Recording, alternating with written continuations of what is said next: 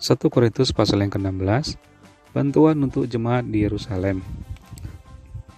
Tentang pengumpulan uang bagi orang-orang kudus, hendaklah kamu berbuat sesuai dengan petunjuk-petunjuk yang kuberikan kepada jemaat-jemaat di Galatia. Pada hari pertama dari tiap-tiap minggu, hendaklah kamu masing-masing sesuai dengan apa yang kamu peroleh menyisihkan sesuatu dan menyimpannya di rumah, supaya jangan pengumpulan itu baru diadakan kalau aku datang.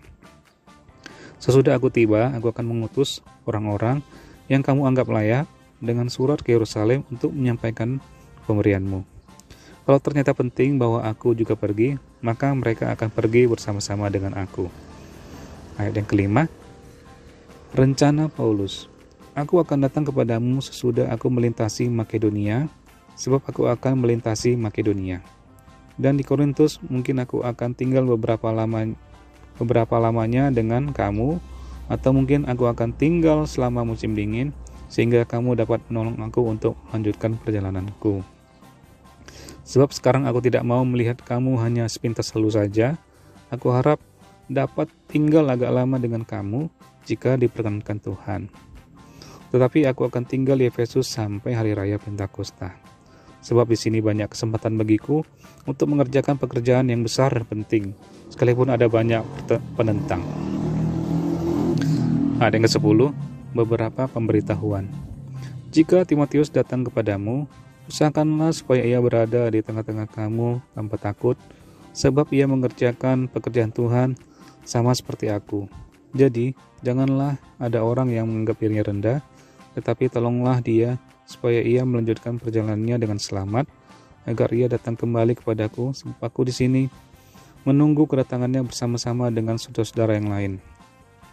Tentang saudara Apolos, telah berulang-ulang aku mendesaknya untuk bersama-sama dengan saudara-saudara lain mengunjungi kamu, tetapi ia sama sekali tidak mau datang sekarang. Kalau ada kesempatan baik nanti, ia akan datang. Berjaga-jagalah, berdirilah dengan teguh dalam iman, bersikaplah sebagai laki-laki dan tetap kuat. Lakukanlah segala pekerjaanmu dalam kasih. Ada suatu permintaan lagi kepadamu, saudara-saudara. Kamu tahu bahwa Stefanus dan keluarganya adalah orang-orang yang pertama-tama bertobat di Akaya, dan bahwa mereka telah mengabdikan diri kepada pelayanan orang-orang kudus. Karena itu taatilah orang-orang yang demikian dan setiap orang yang turut bekerja dan berjerih payah. Aku bergembira atas kedatangan Stefanus, Fortunatus, dan Akaikus, karena mereka melengkapi apa yang masih kurang kepadamu, karena mereka menyegarkan rohku dan roh kamu. Hargailah orang-orang yang demikian. Ayat ke-19, salam. Salam kepadamu dari jemaat-jemaat di Asia Kecil, Aquila, Priscilla, dan jemaat di rumah mereka menyampaikan berlimpah-limpah salam kepadamu. Salam kepadamu dari saudara-saudara semuanya, sampaikanlah salam seorang kepada yang lain dengan cium kudus. Dengan tanganku sendiri aku menulis ini, salam dari Paulus. Siapa yang tidak mengasihi Tuhan, terkutuklah ia. Maranatha. Kasih karunia Tuhan Yesus menyertai kamu, kasihku menyertai kamu sekalian dalam Kristus Yesus. 2 Korintus pasal yang pertama, salam. Dari Paulus yang oleh kehendak Allah menjadi Rasul Kristus Yesus, dan dari Timotius saudara kita kepada jemaat Allah di Korintus dengan semua orang kudus di seluruh Akaya. Kasih karunia dan damai sejahtera dari Allah Bapa kita dan dari Tuhan Yesus menyertai kamu. Ayat yang ketiga, ucapan syukur. Terpujilah Allah, Bapa Tuhan kita Yesus Kristus, Bapa yang penuh belas kasihan, dan Allah sumber segala penghiburan, yang menghibur kami dalam segala penderitaan kami, sehingga kami sanggup menghibur mereka yang berada dalam bermacam-macam penderitaan dengan penghiburan yang kami terima sendiri dari Allah. Sebab sama seperti kami mendapat bagian berlimpah-limpah dalam kesengsaraan Kristus, demikian pula oleh Kristus kami menerima penghiburan berlimpah-limpah. Jika kami menderita, hal itu menjadi penghiburan dan keselamatan kamu. Jika kami dihibur, maka hal itu adalah untuk penghiburan kamu, sehingga kamu beroleh kekuatan untuk dengan sabar menderita kesengsaraan yang sama seperti yang kami derita juga. Dan pengharapan kami akan kamu adalah teguh, karena kami tahu bahwa sama seperti kamu turut mengambil bagian dalam kesengsaraan kami, kamu juga turut mengambil bagian dalam penghiburan kami. Sebab kami mau, saudara-saudara, supaya kamu tahu akan penderitaan yang kami alami di Asia Kecil. Beban yang ditanggungkan atas kami adalah begitu besar dan begitu berat, sehingga kami telah putus asa juga akan hidup kami. Bahkan kami merasa seolah-olah kami telah dijatuhi hukuman mati.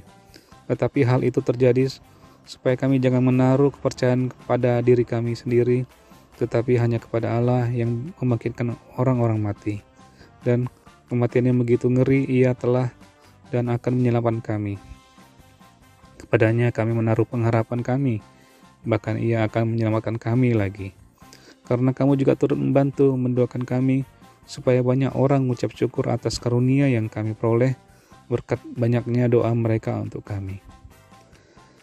Ayat ke-12, perubahan dalam rencana Paulus. Inilah yang kami megahkan, yaitu bahwa suara hati kami memberi kesaksian kepada kami bahwa hidup kami di dunia ini, khususnya dalam hubungan kami dengan kamu, dikuasai oleh ketulusan dan kemurnian dari Allah, bukan oleh hikmat duniawi, tapi oleh kekuatan kasih karunia Allah. Sebab kami hanya menuliskan kepada kamu apa yang dapat kamu baca dan pahamkan. Dan aku harap mudah-mudahan kamu akan memahaminya sepenuhnya. Seperti yang telah kamu pahamkan sebagainya dari kami, yaitu bahwa pada hari Tuhan Yesus kamu akan bermegah atas kami seperti kami juga akan bermegah atas kamu. Berdasarkan keyakinan ini, aku pernah merencanakan untuk mengunjungi kamu dahulu, supaya kamu beroleh menerima kasih karunia untuk kedua kalinya. Kemudian aku mau meneruskan perjalananku ke Makedonia, lalu dari Makedonia kembali lagi kepada kamu, supaya kamu menolong aku dalam perjalananku ke Yudea. Jadi, adakah aku bertindak serampangan dalam merencanakan hal ini? Atau adakah aku membuat rencanaku itu menurut keinginanku sendiri, sehingga padaku serentak terdapat ya dan tidak? Demikian Allah yang setia, janji kami kepada kamu bukanlah serentak ya dan tidak. Karena Yesus Kristus, Anak Allah yang telah kami beritakan di tengah-tengah kamu, yaitu olehku dan oleh Silwanus dan Timotius, bukanlah ya dan tidak, tetapi sebaliknya dalam Dia hanya ada ya. Sebab Kristus adalah ya bagi semua janji Allah. Itulah sebabnya oleh Dia kita mengatakan amin untuk memuliakan Allah.